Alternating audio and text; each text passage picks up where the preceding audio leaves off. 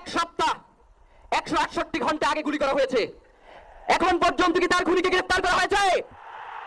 সরকারের পক্ষ থেকে এখন পর্যন্ত কি খুনিকে গ্রেফতারের ব্যাপারে আপনাদেরকে আশ্বস্ত করা হয়েছে? তারা কি এখন পর্যন্ত আমাদেরকে জানিয়েছে যে খুনি কোন জায়গায় রয়েছে? আমরা স্পষ্ট মনে করছি যে এখানে খুনি একজন নয়, এখানে পুরো একটা খুনি চক্র কাজ করেছে। আমরা ইনকিলাব মঞ্চ এবং তার পরিবারের পক্ষ থেকে আপনাদেরকে জানিয়ে দিতে চাই, খুনি, খুনের পরিকল্পনাকারী, খুনের সহায়তাকারী এবং পুরো খুনি চক্রকে বিচারের আওতায় নিয়ে আসতে হবে। এবং আগামী 24 ঘন্টার মধ্যে স্বরাষ্ট্র উপদেষ্টা এবং সহকারী উপদেষ্টা খুদাবক্স তাদেরকে জনতার সম্মুখে এসে তারা এই খুনের ব্যাপারে গত এক সপ্তাহ ধরে কি পদক্ষেপ নিয়েছে তা জনসম্মুখে জানাতে হবে। যদি তারা জানাতে না পারে তাহলে তাদেরকে পল্লাগের জন্য প্রস্তুত থাকতে হবে। আমরা ইনকিলাব মঞ্চ কোনোভাবে এই শরীফ ওসমান হাদির রক্তকে বিসর্জিত দেব না।